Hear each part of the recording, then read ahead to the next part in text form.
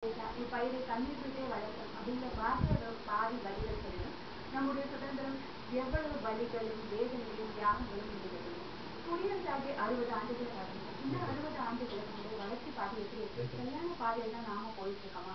எல்லா துறைகளிலும் தன்னிறைவு அடைஞ்சிட்டோமா? இல்ல தன்னிறைவு அடையலைன்னா ஓரளவுக்கான வளர்ச்சி அடைஞ்சிருக்கோமா அப்படிங்கறதுதான் இன்னைக்கு நாம இந்த நிகழ்ச்சியில பார்க்க போறோம். எல்லா துறைகள்ல இருந்தும் நிபுணர்கள் நம்ம கூட பேச போறாங்க. அந்தந்த துறைகளை பத்தி நம்ம கிட்ட சொல்ல போறாங்க. உங்கள் அனைவருக்கும் குடியரசு தின நல்வாழ்த்துக்கள். பொருளாதாரம் போலவே வேளாண்மையும் ஒரு நாட்டுக்கு ரொம்ப முக்கியமானதா இருக்கு. வேளாண்மையில நாம சரியான பாதையில் தான் செல்றோமா அப்படின்னு கேட்டா இல்ல அப்படின்னு தான் சொல்லணும். ஏன்னா இயற்கை வேளாண்மை தான் ரொம்ப முக்கியம்னு ஒரு சிலர் சொல்லிட்டு இருக்காங்க. இல்ல புதுமைகள் தேவை அப்படின்னு சொல்றாங்க. அதே நேரத்துல அதனால ஏற்படுற பிரச்சனைகள் பத்தியும் பேசிட்டு இருக்கோம்.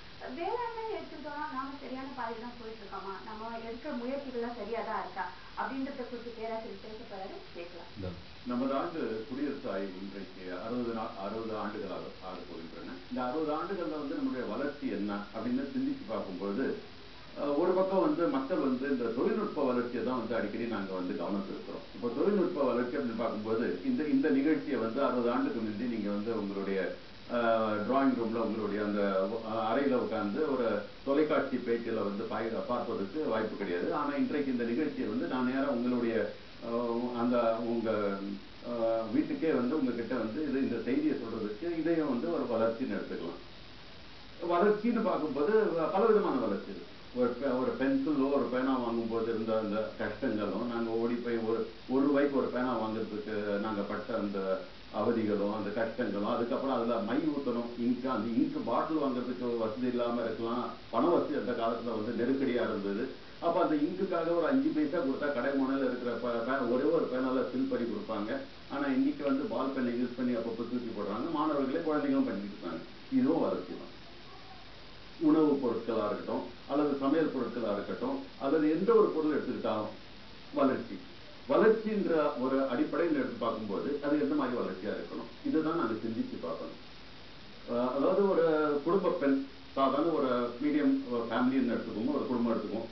அந்த குடும்பத்தில் இருக்கிற குடும்ப பெண் தன்னுடைய வீட்டில் சமையல் செய்யும் போது அந்த அம்மியில உட்காந்து அரைச்சி தோசைக்கு மாவாட்டி அவங்க ஏந்திரிச்சு எல்லாத்தையும் போட்டு முடிச்சு உடல் நலத்தோட 80-100 வயசு வாங்கினது அது வளர்ச்சியா? இல்ல இன்னைக்கு பிளெண்டர் மிக்சி எல்லாத்தையும் வச்சு அதுல மாவு அரைச்சி எல்லா வியாதியும் வாங்கிட்டு 50-60 வயசாகுது, அதுவும் வளர்ச்சியா? வளர்ச்சின்னு பார்க்கும்போது எல்லா கண்ணோட்டத்தையும் நாங்க பார்த்தாக வேணும். இதனால வர அந்த வியாதிகள், லைஃப் ஸ்டைல் டிசீசஸ், இது கூட வளர்ச்சி தானா? இந்த மாதிரி பார்த்துட்டு வரும்போது இப்போ ஃபார் எக்ஸாம்பிள் இப்ப சாதாரணமா இருக்கும்போது ஒரு போன் அந்த காலத்துல தொலைபேசி பண்ணணும். தொலைபேசி பேசணும்னா ஒரு 2 நிமிஷம் இந்த மாதிரி பேசுறதுக்கு அந்த காலத்துல ஒரு 8 ரூபாய் நம்ம இருந்ததுக்கு கட்டணும். தொலைபேசிலாம் கொஞ்சம் வசதியா வந்த பிறகு கூட ஒரு 8 ரூபாய் 6 ரூபாய் 8 ரூபாய் தொலைபேசிக்கு நாங்க கட்டணும் ஒரு கால் பண்றதுக்கு. அதே நேரத்துல ஒரு கடைக்கு போய் கொஞ்சம் வயிறு நிறைய ஒரு சமோசா ஒரு டீ 1 ரூபாயில கிடைச்சதுங்க. ஆனா இன்னைக்கு அப்படியே மாறி போய் ஒரு போன் 1 ரூபாய் 50 பைசா ஆகி போச்சு. ஆனா ஒரு சமோசா டீ 10 ரூபாய் ஆகி போச்சு. இது வளர்ச்சி தானா? அப்ப வளர்ச்சின்னு பார்க்கும்போது எந்த நோக்கத்துல நாங்க வளர்ச்சியில கொண்டு போறோம்னா, ஒரு பெரிய அளவுல இருக்கிற தொழில்நுட்பங்கள், கண்ணுக்கு தெரிகின்ற தொழில்நுட்பங்கள் மட்டும்தான் வளர்ச்சியா? இது சிந்திக்க வேண்டிய ஒரு நிலைமைக்கு இன்னைக்கு 60வது ஆண்டுல நாங்க யோசிச்சு பார்த்தாகணும். முக்கியமா வளர்ச்சின்னு பார்க்கும்போது வேளாண்மையை நோக்கி நாங்க கொஞ்சம் வளர்ச்சியை கவனம் செலுத்த முக்கியமான ஒரு கட்டம் வந்தாச்சு.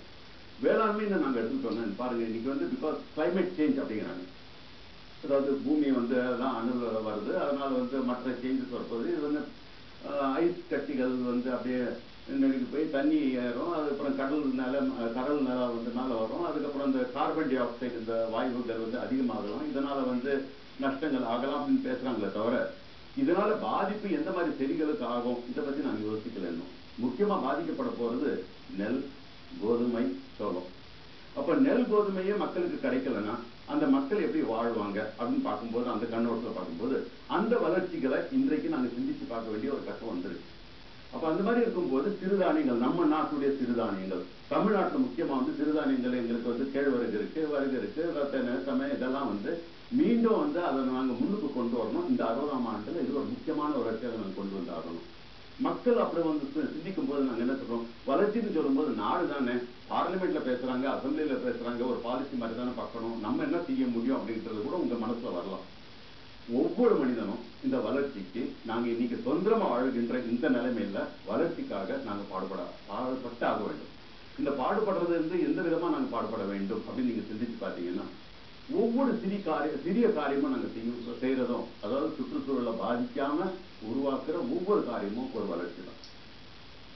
ஒரு தனி மனிதனாக நான் வளர்ச்சியில எப்படி பங்கு பெறலாம் அப்படின்னு உங்க மனசுல வந்துச்சுன்னா, சாதாரண வீட்டுல இருக்கிற உங்க குப்பையை நீங்க மறுசுழற்சி செஞ்சாலும் அதுவே வளர்ச்சி தான். தண்ணியை வீணாக்காம அந்த குளிக்கிற தண்ணியோ துணி கழுவுற தண்ணியோ மீண்டும் சுத்திகரிப்பு செஞ்சு அது திரும்ப பூமிக்கு அனுப்புனா வளர்ச்சி தான். இந்த மாதிரி சிறு சிறு காரியங்கள்ல தான் நாங்க வளர்ச்சியை காமிச்சு ஆகணும். இன்னொரு பக்கம் பார்க்க போனா நாடு நல்ல செழிப்பா வளர்ச்சியா வளர்ந்துருக்கு. இன்னைக்கு நமது நாடு பாரத நாட்டை பார்க்கும்போது எங்களுடைய எக்கானமி, அதாவது பொருளாதாரம் எல்லாம் பார்க்கும்போது சாதாரண மனிதன் கையில வந்து வசதி அவ்வளவா இல்லாம இருந்தாலும் நாடு என்று பார்க்கும்போது நல்ல ப்ராக்ரெசிவா, அதாவது மேற்கொண்டு வளர்ந்து கொண்டு வருகின்றது. இன்னொரு 20, 30, 40 ஆண்டுகள்ல கண்டிப்பாக நம்ம நாடு தான் செழிப்பா நிற்க போகுது. ஆனா நீங்க நல்லா சிந்திச்சு பார்க்கணும். அமெரிக்க நாட்டுல வந்து இன்னைக்கு வந்து $1 ஒரு வசதிக்காக நான் ஒரு 50 ரூபான்னு சொல்லிடுறேன். $1 50 ரூபா. அங்க வந்து இருக்கிற ஒரு $100 ஒருத்தர் வாங்குறாரு, இல்ல $200 சம்பளம் வாங்குறாரு. அந்த $200 வந்து நம்ம ஊர் காசு போட்டா எவ்வளவு வருது? 10,000 ரூபாய் வருது. 10,000 ரூபாயில ஒரு சாதாரண ஒரு மனிதர் நம்ம நாட்டுல வாழ்ந்து ஒரு சிறிய ஒரு வீடு வச்சு ஒரு 2 குழந்தைங்க வச்சு ஒரு பள்ளிக்கூடத்துக்கு அனுப்பி சந்தோஷமா எப்படியோ வாழ்ந்து அந்த காலத்தை ஓட்டுறாரு. ஆனா அந்த $200 ஒருத்தர் அமெரிக்கால வாழ முடியும். அப்ப எது வளர்ச்சி? அந்த நாடு வளர்ச்சியா இல்ல நம்ம நாடு வளர்ச்சியா? நம்ம நாட்டுல இருக்கிற இந்த பொருளாதார வளர்ச்சிகள், இந்த ஒரு சமுதாய வளர்ச்சி அப்படின்னு பார்க்கும்போது, இந்த சமுதாயமாக நாங்க வர்றது ஒரு பெரிய வளர்ச்சி. இந்த மாதிரி வளர்ச்சி வேற எந்த நாட்டுக்கும் கிடைக்கிறதுக்கு வாய்ப்பு கிடையாது. பாரத நாட்டுல வந்து நம்ம கிட்ட இருக்கிற பல்லுயிர்ங்கிறது வந்து ஆங்கிலத்துல பயோடைவர்சிட்டி அப்படின்னு சொல்லுவாங்க. இந்த பல்லுயிர் நம்ம கிட்ட இருக்கிறது ஒரு பெரிய அஸ்திவாரம். இந்த அஸ்திவாரத்தை நாங்க வீணாக்க கூடாது. நமக்கு எந்த விதமான ஒரு புதுவிதமான வளர்ச்சிகள் வரும்போது, இப்போ வேளாண்மை சம்பந்தப்பட்ட நான் திரும்பி சொல்லணும்னா உங்ககிட்ட நம்மகிட்ட பல்லுயிர் இருக்கும்போது நமக்கு மரபு மாற்றப்பட்ட விதைகள் தான் வளர்ச்சியா? நீங்க சிந்திச்சு பார்க்கணும். மரபு மாற்றப்பட்ட விதைகள் நமக்கு தேவையா? நமக்கு தேவையில்லாத ஒரு வளர்ச்சி நமக்கு தேவையா? நம்ம கிட்ட இருக்கிற பல்லுயிரை நாங்க பாதுகாத்து மேல கொண்டு வர முடியுமா? எங்களுடைய பொருளாதாரம் ஒரு பக்கம் வந்து வேளாண்மையே நமக்கு பொருளாதாரமா இருக்கு, அதே நேரத்தில் பல்லுயிர் இன்னொரு பொருளாதாரம். இந்த பல்லுயிர்கள் தான் சிறப்பா வாழணும்னா நம்ம மண்ணை பாதுகாக்கணும். மண்ணை பாதுகாத்து முன்னுக்கு கொண்டு வந்தாதான் அதுதான் நம்மளுடைய வளர்ச்சி. ஏன்னா நம் தாய்மண், இந்த தாய்மண்ணை வந்து பாதுகாத்து சிறப்பா வழி செய்து அதுல இருந்து பல்லுயிரை வளர்த்து நமது மக்கள் என்றைக்கு ஒவ்வொரு மனிதனும் நம்ம நாட்டுல வசதியா அட்லீஸ்ட் ஒருவேளை சாப்பாடாவது ஒழுங்கா சாப்பிட்டு குடும்பத்தோட சந்தோஷமா வாழ்ந்தாருன்னா அதுதான் வளர்ச்சி. இந்தியாவில் வேளாண்